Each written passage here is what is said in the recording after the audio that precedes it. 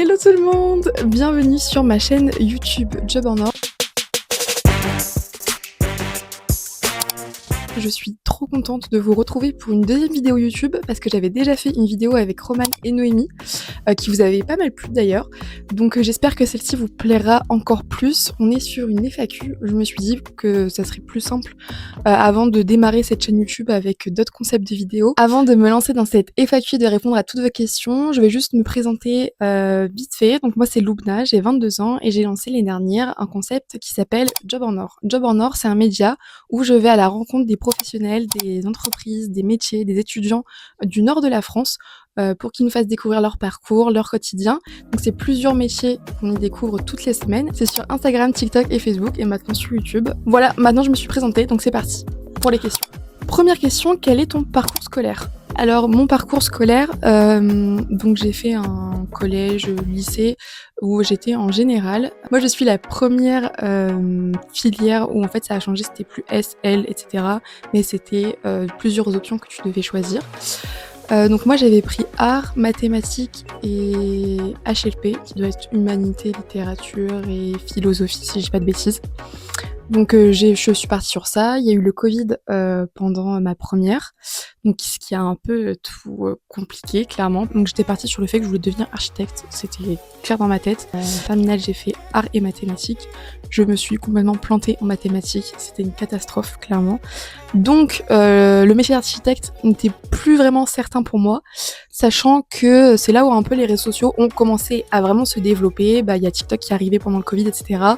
Je me suis vraiment mise sur Instagram parce que je faisais de la danse, donc j'avais un compte de danse, etc. Donc il y avait quand même les réseaux sociaux qui m'attiraient, mais pour moi c'était impossible d'en faire son métier, j'avais même pas pensé, je savais même pas que ça existait. Et c'est l'heure de Parcoursup, une catastrophe, la peur pour tout le monde, ça a été ma pire année.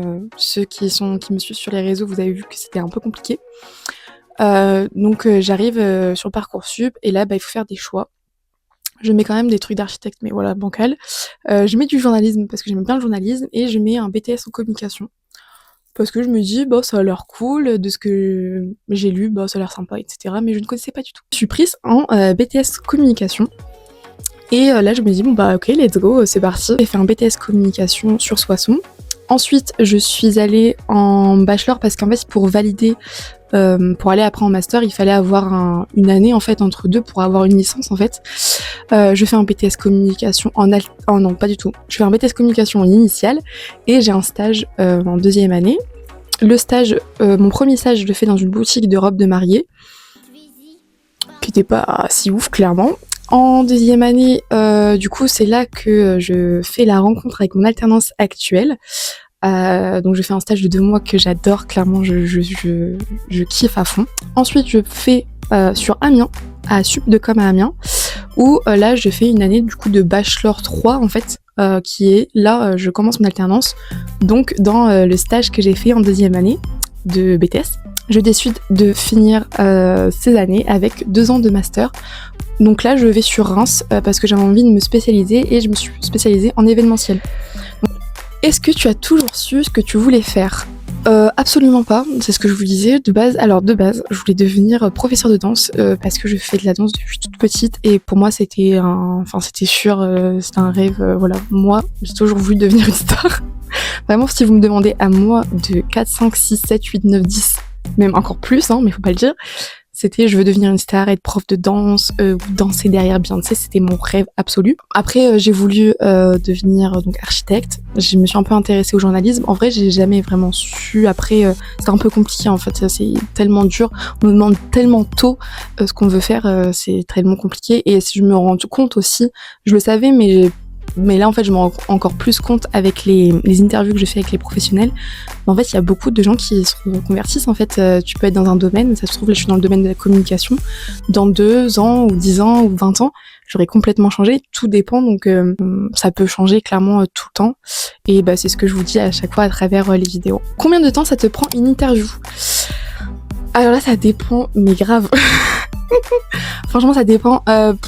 Je sais pas, je ne pourrais pas vous dire parce que ça dépend vraiment de la personne que j'interviewe. Des fois ça peut prendre 30 minutes, des fois ça peut prendre 3 heures. Oui, j'ai déjà eu une interview qui a duré 3 heures. Après pour le montage, on va dire qu'en 1 heure je peux faire peut-être 2 à 3 épisodes. Du coup, ça rejoint la question, est-ce que tu fais tout toute seule? Oui, absolument, je fais tout toute seule, que ce soit, la recherche de professionnels, de métiers que je veux mettre en avant sur les médias, que ce soit le tournage, puisque du coup il y a les allers-retours à chaque fois entre les différentes villes. Parce que le but aussi c'est d'aller un peu partout dans le nord de la France, même si c'est un peu compliqué parce que je jongle entre le travail et l'école. Le montage c'est ce qui me prend vraiment le plus de temps à chaque fois parce que ça prend des heures parce que je veux que ça soit bien monté. Même si c'est souvent la même dynamique, il y a quand même du travail derrière. Est-ce que le média restera uniquement dans le nord de la France ? Alors pour l'instant oui absolument parce que c'est le but de Job en Or, c'est que ça soit dans le nord de la France, mais j'aimerais bien aussi pouvoir toucher dans quelques années d'autres régions qui souffrent un peu de ça, qu'on sache pas exactement ce qui s'y passe. Donc pourquoi pas un peu développer ça au niveau national, peut-être international un jour. Mais oui, non, pour l'instant, ça va rester dans le nord de la France. Après, beaucoup me demandent, mais est-ce que Paris, c'est le nord de la France? Est-ce que Reims, c'est le nord de la France? Parce que je fais des interviews sur Reims. Est-ce que la Normandie, c'est le nord de la France? Moi, si on regarde une carte, si on coupe en deux, on voit que c'est quoi le nord de la France? Il n'y a pas que les Hauts-de-France. Est-ce que tu arrives à gérer entre le travail et Job en Or? Oui et non. En fait, ça serait mentir de dire oui, j'arrive complètement à gérer, je sais absolument m'organiser, ça serait mentir parce que ça demande beaucoup d'organisation vraiment, parce que du coup j'ai le travail, donc mon alternance, j'ai l'école et puis j'ai Job en Or où je dois essayer de caler des rendez-vous et en même temps de monter. Mais en vrai, j'arrive à gérer quand même puisque sinon j'arrêterai clairement. Mais je pense que quand l'école etc sera passée, ça sera beaucoup mieux. Mais c'est vrai que ça demande de l'organisation. Est-ce que tu as déjà douté ou tu as déjà eu envie d'arrêter? Alors là, absolument pas. Mais vraiment, ça ne m'est jamais venu à l'esprit de me dire j'arrête Job en Or, ça c'est impossible, clairement. J'ai déjà douté de me dire est-ce que ça va vraiment fonctionner, mais je pense que c'est normal, surtout au début, de me dire est-ce que les gens vont apprécier mon contenu, est-ce que ça va plaire, est-ce qu'on va s'abonner à mon compte. Après, je pense que c'est normal et humain. Aujourd'hui, je pense que j'ai genre 400 abonnés sur Insta et 400 abonnés sur TikTok. Donc oui, c'est peut-être pas beaucoup, mais moi je suis déjà trop contente de passer un petit peu ces seuils à chaque fois. J'aimerais bien avoir 500 abonnés pour mars. Pour me dire déjà que c'est trop cool. Voilà, je sais que pour certains ça peut paraître très peu, mais moi je suis déjà trop contente et j'espère que ça va se développer encore plus. Et je me suis rendu compte aussi qu'il n'y a pas que des étudiants qui me suivent, mais aussi toutes sortes de personnes de n'importe quel âge, et je trouvais ça trop cool parce que du coup on a une communauté de tout âge. Quelles sont les nouveautés pour cette année? Déjà il y a la chaîne YouTube qui rentre en jeu. La chaîne YouTube, clairement, elle est dans mon organisation de cette année. J'aimerais bien plus vous partager des formations, des apprentissages qu'il y a sur notre territoire, parce que c'est vrai que vous m'avez demandé ça. D'ailleurs, quand je vous ai posé des questions, je vous ai demandé ce que vous vouliez voir pour cette année. Il y a des salons aussi auxquels je vais participer. J'adore faire des salons, je trouve ça trop cool. Je l'ai fait une fois pour le salon du mariage que vous avez sûrement dû voir sur les réseaux.